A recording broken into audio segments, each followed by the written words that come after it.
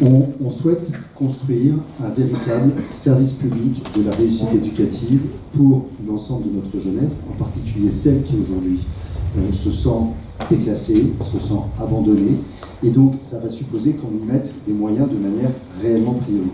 Pour ce faire, nous avons deux grands vecteurs budgétaires.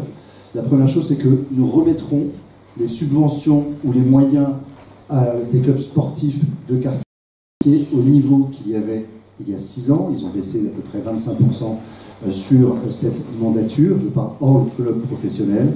Et ça représente un effort entre 300 et 400 000 euros qu'il faudra être capable de faire en fonctionnement sur la durée du mandat. Je ne m'engage pas à plus de 400 000 euros dès le budget 2021. Je m'engage à ce qu'au bout de 6 ans, 400 000 euros de plus soient consacrés à l'accès de tous au sport, à la diversification de l'offre sportive dans les quartiers, à la réassurance des missions et au confortement des missions des professionnels et des bénévoles. Je vais en dire un mot. C'est absolument essentiel qu'il y ait cette perspective de retrouver du grain à moudre, parce que sinon on se retrouve dans cet écart entre le discours et les actes qui gangrène aujourd'hui la confiance dans la parole politique. Lorsque on a dégradé les conditions d'accès les plus vulnérables pendant 6 ans, c'est difficile de parler d'une politique sportive solidaire pour demain. Et donc, la réalité aujourd'hui que vivent les clubs, c'est une difficulté matérielle majeure.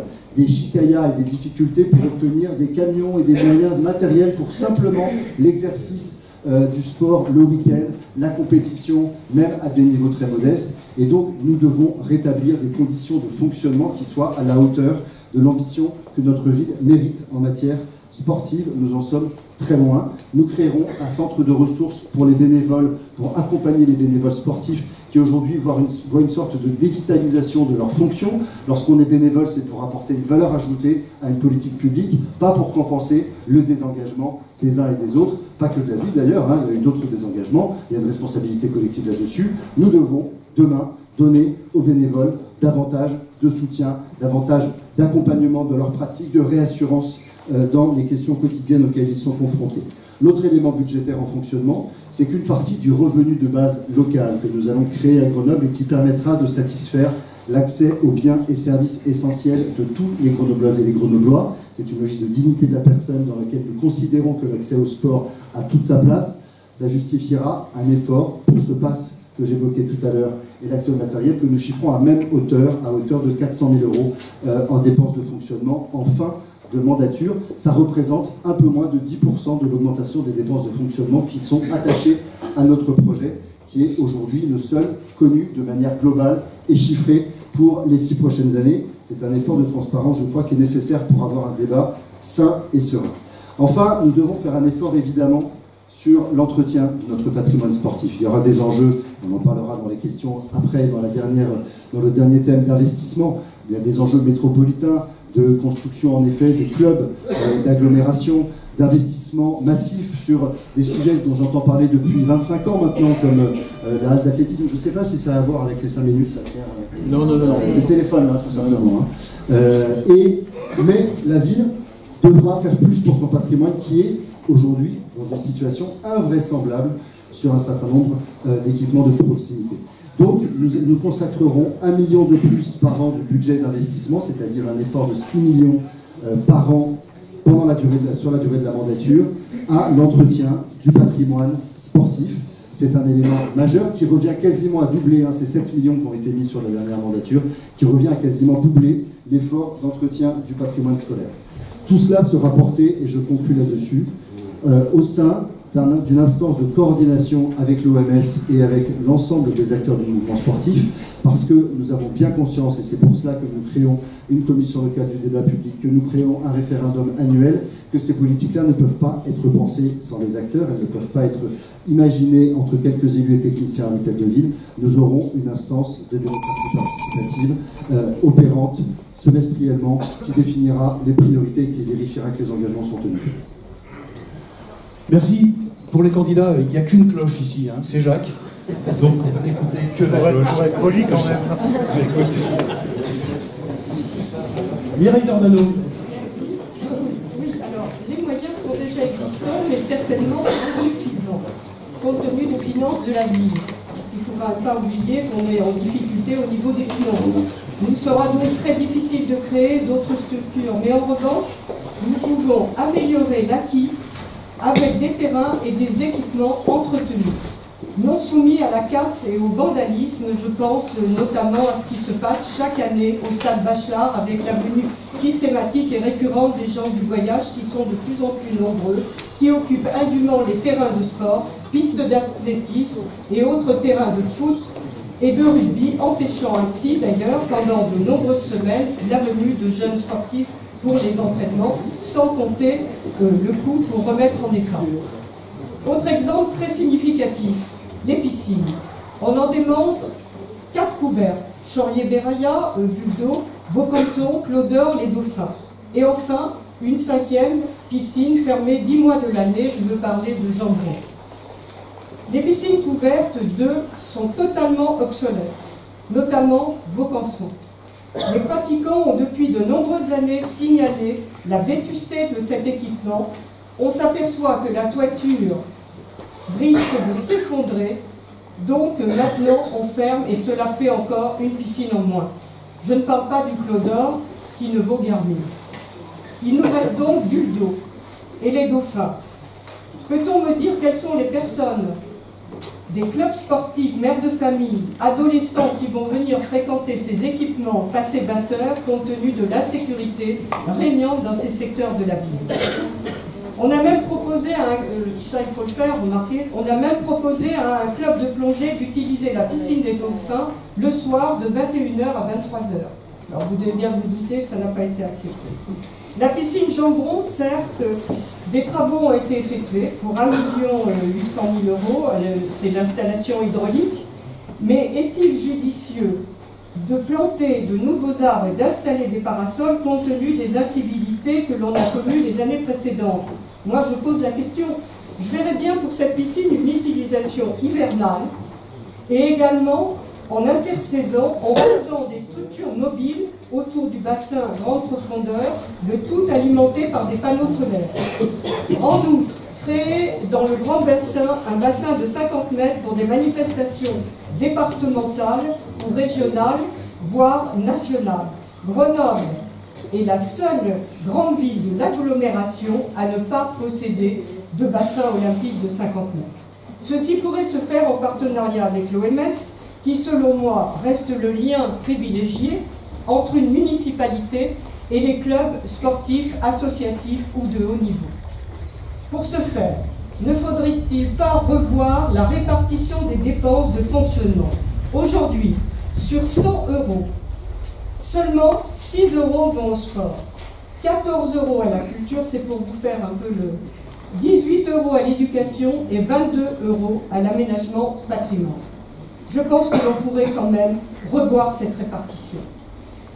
Créer un passe-sport qui serait une sorte de chéquier, qui se remplirait dès lors que l'on pratique, dès lors que l'on va sur un terrain, soit pour s'entraîner, soit pour entraîner les autres lorsque l'on pratique une activité qui peut aider le sport. Le tout se ferait avec l'OMS, les clubs et associations sportives, partenaires, sponsors, ce qui permettrait aussi aux jeunes de pouvoir capitaliser des bonus sport pour accéder gratuitement à des rencontres sportives, bénéficier d'achats de matériel à des prix intéressants chez les partenaires. S'essayer d'ailleurs à des pratiques sportives peut-être moins connues, courses d'orientation, sauvetage nautique et bien d'autres. L'encadrement par des étapes reste indispensable, mais je rappelle que ce sont des employés territoriaux qui seront embauchés, donc une charge financière évidemment qu'il faut peut-être dans un premier temps utile d'étudier le coût. Je propose 30 secondes. Oui, je propose que l'on puisse, par le biais des subventions au club, inciter des bénévoles du club, des encadrants, des formateurs à venir aider les jeunes dans leurs pratiques sportives. Ce n'est pas le tout de mettre des parcs et équipements sportifs dans les lieux publics et jardins, mais il faudrait que nos enfants jeunes puissent y aller, pratiquer en toute sécurité, sans le problème de la drogue, des seringues, raquettes. Quelqu'un veut-il encore venir, je vous le demande, faire un jogging entre 18h et 20h au parc Paul Mistral? Je vous pose la question.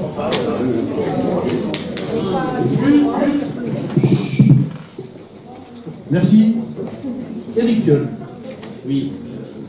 Merci beaucoup sur évidemment, la question des équipements et la question des moyens humains, c'est le socle qui nous permet de faire vivre cette vitalité sportive. Dans le premier mandat, il a été clair pour tous que l'effort principal, la priorité numéro 1, c'était l'éducation. Je rappelle que quand nous sommes arrivés en 2014, 10 écoles avaient un avis négatif de la commission de sécurité. Il n'y en a plus une maintenant. Donc évidemment, cette question de la rénovation des équipements est importante.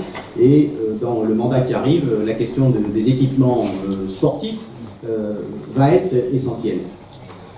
Avec un plan gymnase, même si des choses ont été faites déjà dans ce mandat. Je rappelle qu'on a mis quand même 5,5 millions d'euros pour refaire des stades extérieurs, à Bachelard, le stade synthétique du village olympique, celui de Vercors, ou même sur les piscines. Malgré l'état déplorable de nos piscines, c'est presque 7 millions d'euros, c'est un peu plus de 6,5 millions d'euros qui ont été investis, avec aujourd'hui une nécessité d'aller plus loin. On le sait avec la piscine Vaucanson qu'il nous faut reconstruire, ou bien des équipements de proximité avec par exemple l'équipement du pôle sportif Coca qui est en cours. Mais clairement, on voit qu'il y a là une nécessité sur les gymnases, avec 4 gymnases que nous avons en tête, les Trembles, la Rampe, Malherbe et le gymnase Valier. Là, il y a 4 priorités de notre point de vue.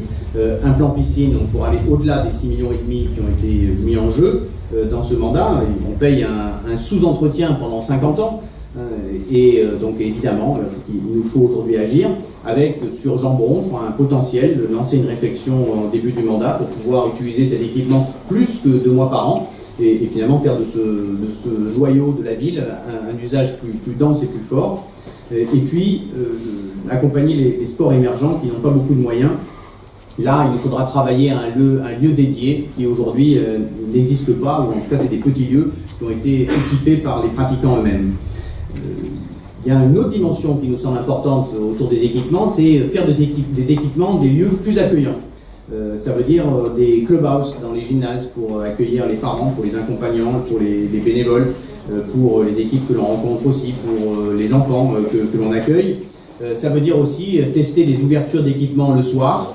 Ce n'est pas toujours simple au sein d'une administration, mais pourtant il y a un intérêt clair. On le voit avec une démarche qui a été lancée à Paris et qui fonctionne et qui peut permettre des logiques de prévention intéressantes avec la co-conception des espaces des équipements sportifs. L'expertise, c'est les clubs qui les ont. Et donc on a matière à faire aussi là-dedans. Et puis un dernier volet, des équipements plus sains. Vous savez que nous avons arrêté dans ce mandat, assez récemment finalement, l'utilisation des pesticides pour l'entretien des terrains. Et que nous avons un travail à faire également autour de la qualité de l'air intérieur. On a commencé dans les écoles et la question des gymnases évidemment se pose. Deuxième volet, c'est les moyens humains. Les moyens humains, ils sont essentiels. Plus de temps dans l'accompagnement des clubs, ça passe par le dialogue et la visibilité que nous avons mis en place. Ça passe par l'accompagnement des bénévoles, notamment des petits clubs qui ont besoin, qui donnent beaucoup de leur temps et qui ont besoin d'être accompagnés. Autour des étapes aussi, finalement il n'y reste plus beaucoup de villes en France qui conservent des étapes. C'est une politique, je crois, forte de la ville de Grenoble historiquement. Et puis pour nous une coordination plus forte entre la direction des sports, la direction des secteurs et la direction de jeunesse pour que les clubs sportifs soient vus non seulement comme un acteur sportif évidemment, mais aussi comme un acteur de quartier et comme un acteur éducatif.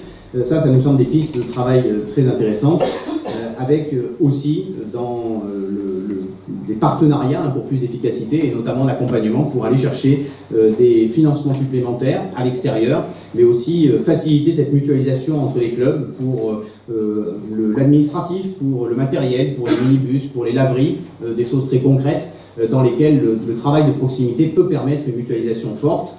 Pour tout cela, nous voyons au sein de Grenoble en commun, puisque ce programme a été conçu et porté pendant 3 mois par l'ensemble d'acteurs qui ont souhaité le faire, et notamment du monde du sport. L'OMS est une rotule de ce travail-là, une rotule des solidarités au sein du mouvement sportif. Enfin, vous avez posé une question sur les moyens financiers. Les moyens financiers, on espère la stabilité. Donc l'investissement pour les équipements, j'en ai parlé. Mais sur les moyens de fonctionnement, la stabilité, vous savez que dans ce mandat, nous avons perdu 1 mois de budget. Ça, c'est les mesures du gouvernement Hollande-Valls.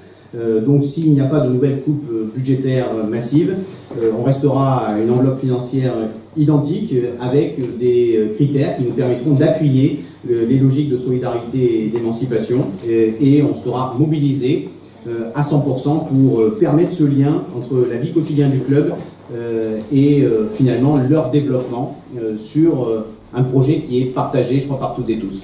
Merci. Merci. Alain Carignon. Merci. Oui, là on aborde le dur, c'est-à-dire le financement. Or, en l'état de la situation de Grenoble, qui a les impôts les plus lourds, la dette la plus longue, 62% des dépenses de fonctionnement, sans ressources nouvelles, il ne se passera pas grand-chose. Nous avons eu, il a fallu 10 ans pour reconstruire le gymnase de Villeneuve. On a fermé 2 piscines dans le mandat, parce qu'on ne pouvait pas les entretenir. Il pleut dans le gymnase des Rampes, il pleut dans le gymnase de Régnès-Bayard. Tous ceux qui fréquentent les équipements savent ce qui se passe, c'est pas la peine d'aller dans le détail.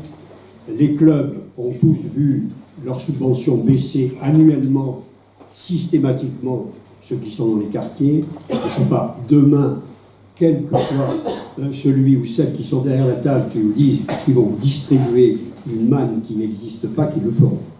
Donc, nous, notre objectif, c'est d'avoir effectivement un plan qui nous permette de réhabiliter nos équipements à minima pour qu'ils puissent être utilisés, un plan effectivement pour que les clubs, en particulier qui œuvrent dans les quartiers, se trouvent réhabilités. On a aujourd'hui la Jade Villeneuve qui est très en difficulté, pour citer le dernier de ces 2 derniers jours, ces 3 derniers jours, et combien d'autres. Nous avons un plan. Mais pour cela, il faut trouver des financements nouveaux. Parce que ce patrimoine sportif qui est abîmé, il n'y a pas que le patrimoine sportif, le patrimoine culturel c'est la même chose, et le reste du patrimoine de la ville c'est la même chose. Donc s'il n'y a pas une restructuration et un nouveau périmètre municipal et des patrimoines qui peuvent être valorisés par des opérateurs privés, s'il n'y a pas de ressources nouvelles, il ne se passera rien. Donc le collectif de la société civile, lui, a travaillé sur les 2 aspects. Ce qu'il fallait faire, bien sûr, ces aspects d'équipement et de distribution et les ressources. Et donc nous voulons dégager des ressources nouvelles pour pouvoir faire ce que nous annonçons avec ces méthodes que nous décrivons chaque jour en débattant avec les Grenoblois. Sinon, il ne se passera pas grand-chose dans le prochain mandat, mais c'est seulement cette restructuration qui nous permettra d'avoir à nouveau des investissements sportifs, un soutien aux activités sportives dans tous les quartiers et dans toute la ville. C'est ce que nous préconisons et c'est ce que nous ferons si vous nous faites confiance. Merci. Émilie Chalas, à vous de conclure cette 2e partie. Oui, merci. Dans l'allocation des moyens engagés pour mener une politique publique, quelle qu'elle soit, et là on parle du sport ce soir, je crois qu'il est d'abord important de rappeler quelques valeurs de base que nous allons porter haut et fort avec l'équipe que je représente ce soir. Des valeurs d'abord de transparence et d'équité sur les questions des subventions, des attributions de subventions. On entend trop souvent que c'est une boîte plutôt obscure et opaque. Je crois aussi qu'il y a un enjeu sur la transparence et l'équité dans les créneaux qui sont distribués aux uns aux autres, qui sont insuffisants. Je crois qu'on vous doit aux Grenoblois ces valeurs de transparence et d'équité. Des valeurs aussi d'aide et d'accompagnement.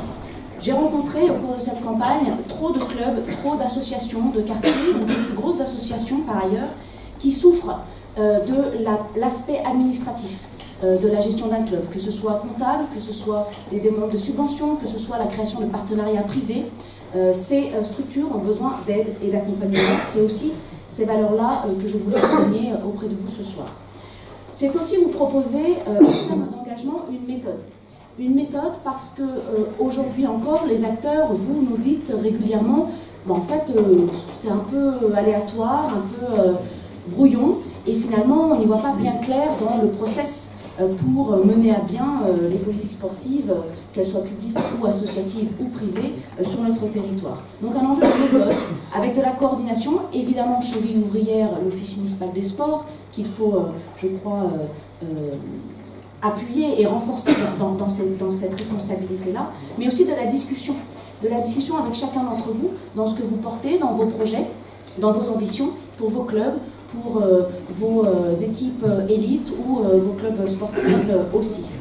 Un enjeu enfin sur les équipements bien sûr, Et sur les équipements, alors pardonnez-moi, mais n'étant pas aux affaires, on n'a pas tous les chiffres et je crois qu'il faut quand même, à un moment, faire surtout le point de l'état réel et de voir, d'avoir les devis, d'avoir une espèce de point de départ où on pose sur la table l'état réel des équipements, le coût des réhabilitations de chacun des équipements, de voir si ces équipements, même s'ils sont réhabilités, est-ce qu'ils correspondent aux usages actuels et comment on les hiérarchise et on les priorise dans un plan, j'allais dire presque un plan Marshall en fait.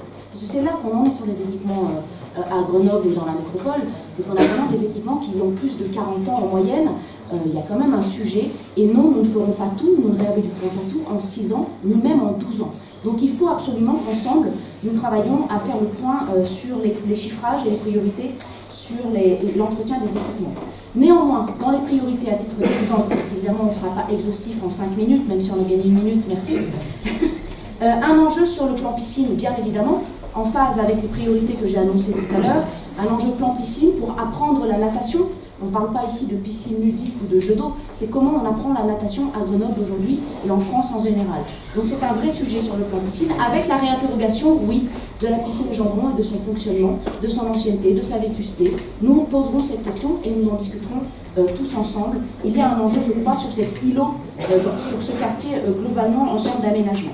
Un enjeu sur le palais des sports, je vous en ai parlé tout à l'heure, à réhabiliter pour réinstaller la cité des Jeux Olympiques, du sport et de la montagne, bien évidemment, emblème de Grenoble.